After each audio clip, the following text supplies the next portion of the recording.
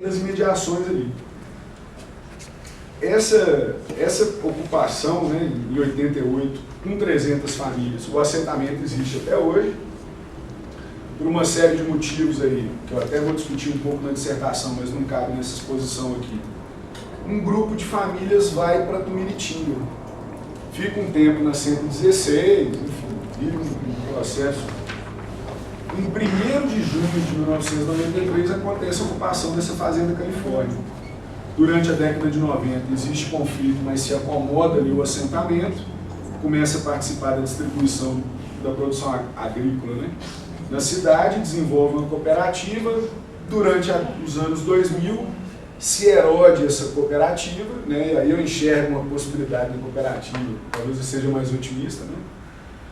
Mas se retomam formas individuais de objetivação, tanto do trabalho quanto da circulação do produto. Então isso é um pouco a panorâmica, né? Você tem uma praxis aí que é indiscutível, né? Se muda o território, mas ao mesmo tempo se retorna formas individuais. Então tem uma força de trabalho rural, mas uma praxis aí. Na luta pela escola não é muito diferente, né? Assim, aí eu acho que eu não vou nem ler o pedacinho que eu ia coisar, não, já vou direto assim.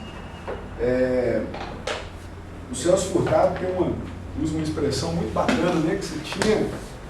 A educação não chega para uma parcela grande da população rural nessa história nossa, porque os termos econômicos não incentivam, né? O trabalhador rural não faz parte de um projeto de desenvolvimento, né? Então, no século XIX, a função reprodutiva da escola, né, para essas populações, inclusive esses sujeitos que eu estou falando que vão compor o assentamento em outro momento, ela se realiza como ausência, né?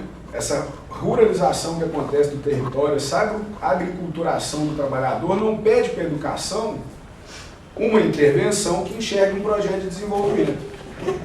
Então, é uma variante da colonialidade que tem ali na perspectiva da educação. E isso, o campo da educação do campo dá o nome de educação rural, né? Essa educação precária, enfim.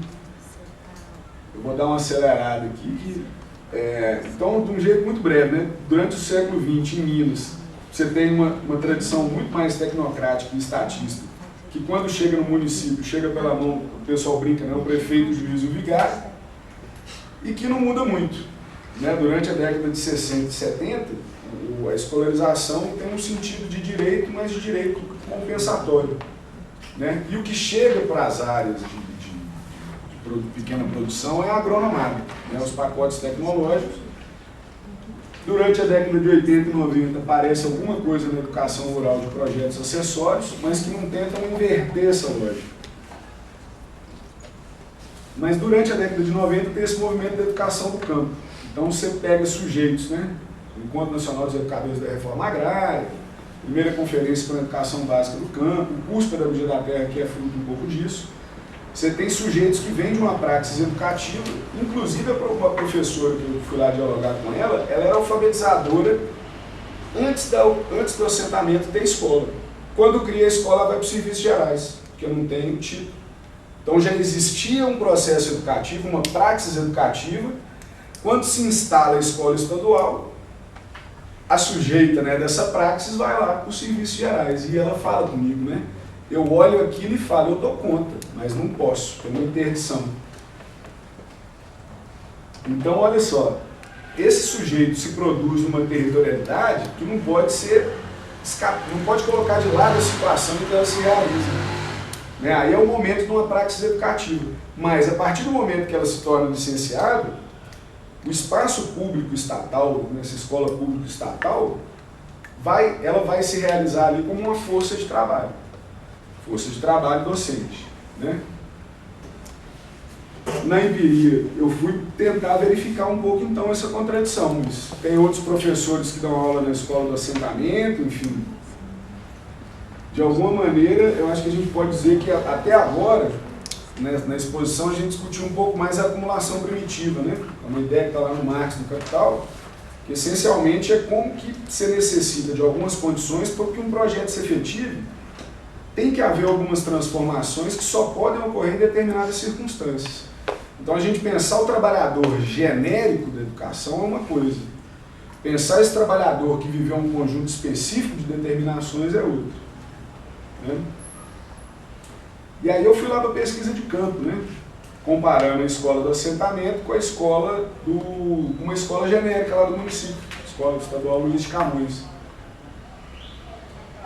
Peguei professores da escola do assentamento, que dão aula dentro professor do assentamento que dá aula no assentamento, professor do assentamento que dá aula fora do assentamento, professor de fora do assentamento que dá aula dentro do assentamento e professor de fora do assentamento que dá aula fora do assentamento. Né? Então a gente pôde fazer umas comparações. Muito interessante, porque as condições objetivas da escola não trazem essa perspectiva de desigualdade tão forte. Talvez porque é uma escola recente. Fiz lá um questionário fino, com ventilação, ladrilho, quadra, biblioteca e tal. E não é a questão que politiza, que pode politizar, não é tanto essa materialidade seca da escola, né? As condições objetivas de realização do processo de trabalho. Não é tanto isso. Mas quando a gente já vai pensar a distribuição das professoras, já aparece um conjunto interessante de contradições, né? Sobretudo pensando a partir do Chayanov, que é um clássico da questão agrária, que ele pensa que o território camponês é uma unidade de produção e consumo. Esses professores não vivem isso. Se eu pensar que o lugar de consumo é o lugar de residência, o lugar de consumo é na cidade, na rua, como diz o povo do assentamento, e o lugar de produção, de trabalho, de criação das condições de satisfazer as necessidades lá, é no assentamento. Que é o que acontece muito no metropolitano. Você corta o anel rodoviário, né? Você mora num lugar, dá aula em outro. Você tem uma cisão completa. Essa fragmentação é o traço da metrópole, né? A mobilidade da força de trabalho como função de mercadoria. Aí que tem alguns freios que a lógica do camponês pode trazer para a gente pensar. Com relação a esse processo de trabalho, né? Essas professoras, né? Essas trabalhadoras, têm um tempo razoável, né? Uma média aí de 14 anos de trabalhar na educação, 12,5 na escola pública, 8 naquela escola, que dá uma margem interessante. O casal de professores, né? Não sei se eu comentei isso, mas um casal de professores do assentamento que eu fiz a entrevista. Uma que trabalha dentro do assentamento, outra que trabalha fora, para ter esse termo de comparação. Esses sujeitos que estão no assentamento têm uma territorialidade, e aí territorialidade é a qualidade do que se refere ao território, o que é desdobrado do território. Então não é só o meio físico, né? Mas é muito mais uma relação de subjetivação, enfim, mais ampla, né? Que tem rebatimento do campo imaterial. São territorialidades múltiplas. Então, assim, você tem gente que viveu o processo, você tem professor que viveu o processo da educação por fora da escola, agora está vivendo por dentro. Essa professora se encontra na escola com uma professora que só viveu o processo da escola pública regular. Essa coisa genérica aí que a gente brinca que é uma fábrica de fazer doido. Então, assim, aí já se instala um desequilíbrio, né? E isso, vamos tocar mais um pouquinho da frente. Aí pensando, né, continuando um pouco nessa análise do processo de trabalho docente, dentro da territorialidade ali, mas tendo como comparação a escola da rua, lá da cidade. O vínculo e a precariedade geral, a ausência de vínculo de trabalho, de estabilidade, né, é nítida nas duas escolas e a precariedade geral, né? Salário, uma série de conjuntos, assim.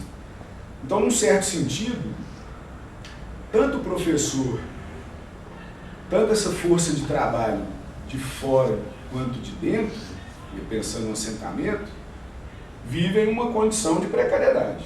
Não é à toa que aconteceu greve lá dentro do assentamento também, né? O pau quebrou também, teve discussão.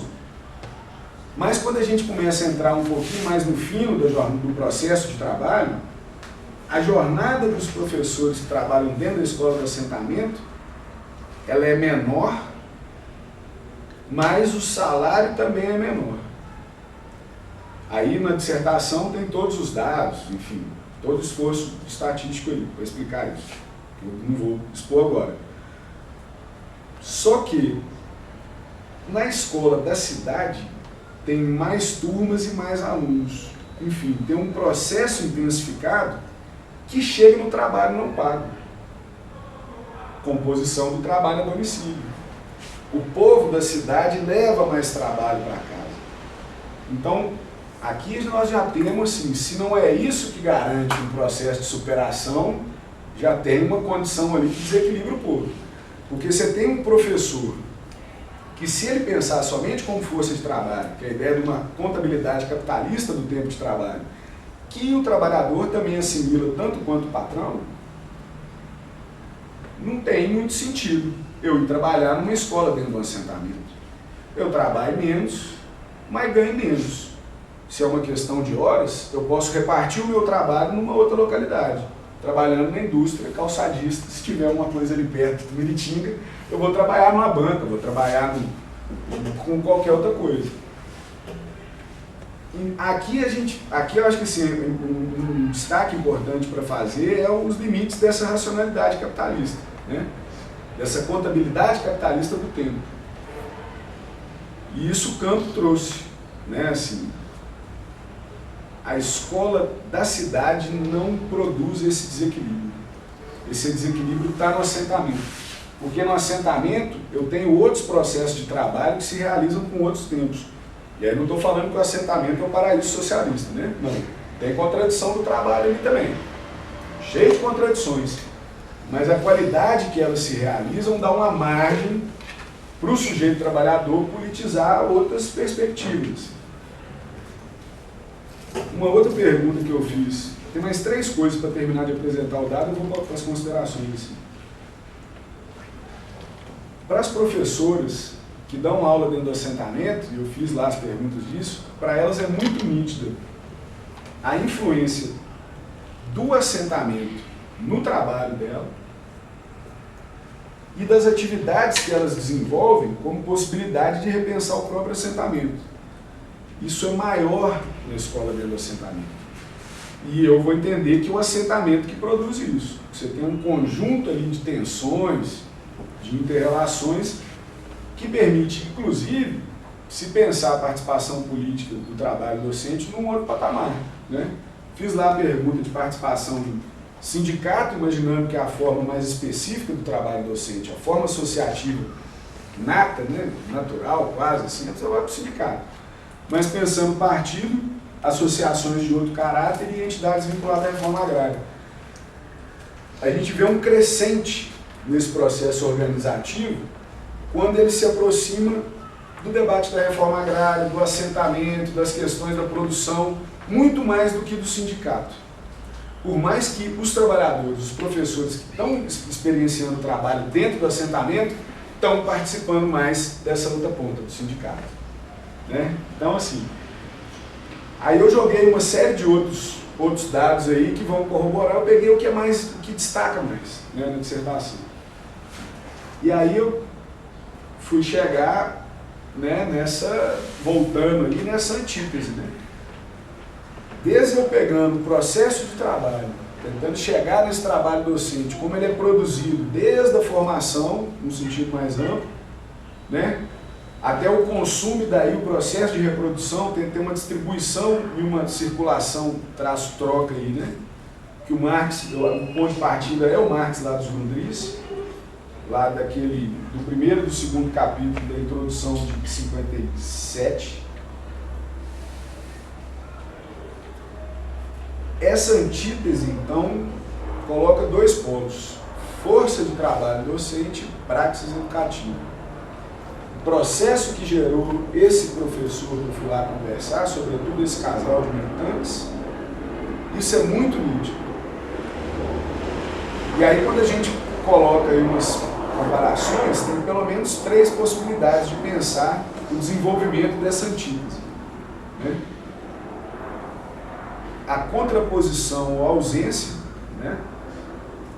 Tem sujeitos que não, e aí também eu expus isso com mais detalhe na dissertação, mas tem momentos na escola, dentro do assentamento e fora da escola, dentro do assentamento, em que a gente vê isso. Você tem sujeito que está indo trabalhar lá, que tem essa pegada mais força de trabalho. Não me envolvo, tal, venho aqui, dou minha aula, sou evangélico também, mas não participo do culto aqui dentro, não. Eu bebo cachaça também, mas eu não bebo cachaça aqui no boteco do assentamento, não.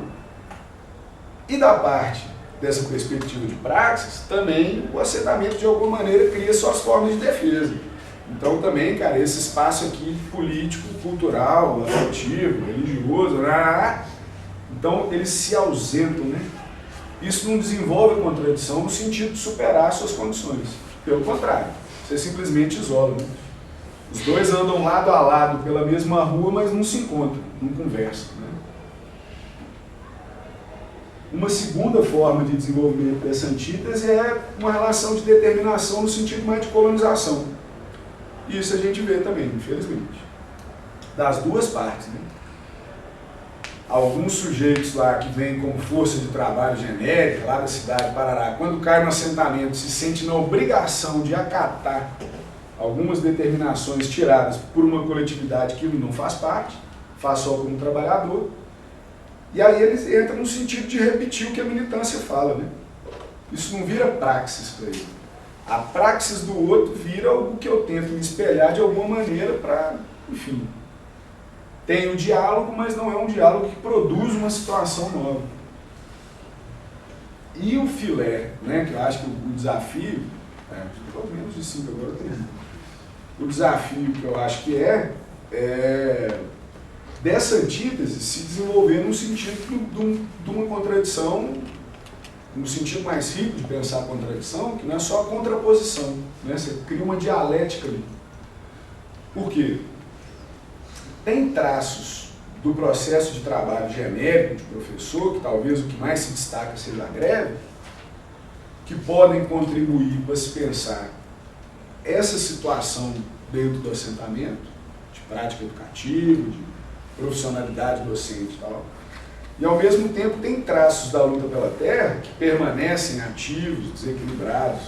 Um exemplo lá, se chegou ao ponto de se produzir uma cooperativa e se dissolver essa cooperativa. Isso no universo de 12, 13 anos.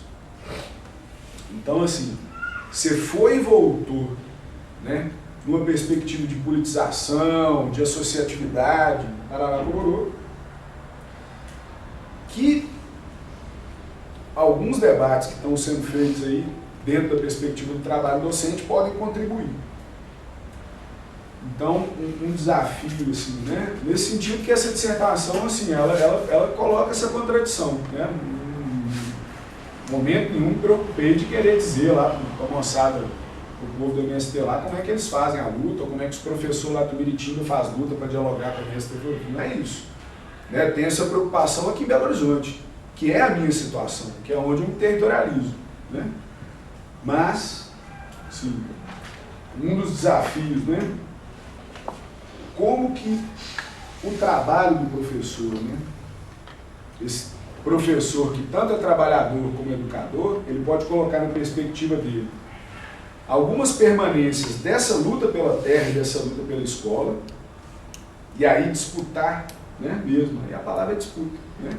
Mas disputa, mas também formação dessa professorada meio exótica, meio externa, meio não sei o que cai no assentamento.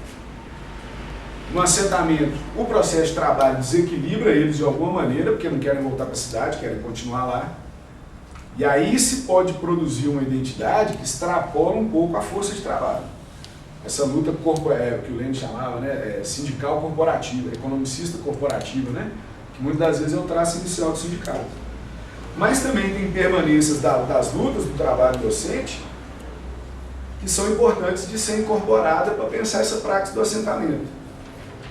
Então é o desafio de pensar, né, de discutir, de associar o processo de educação, a prática educativa, à construção de outras territorialidades no próprio assentamento, reativando os fundamentos da luta que é material de origem, né, da territorialidade camponesa. Esse é um pouco o desafio.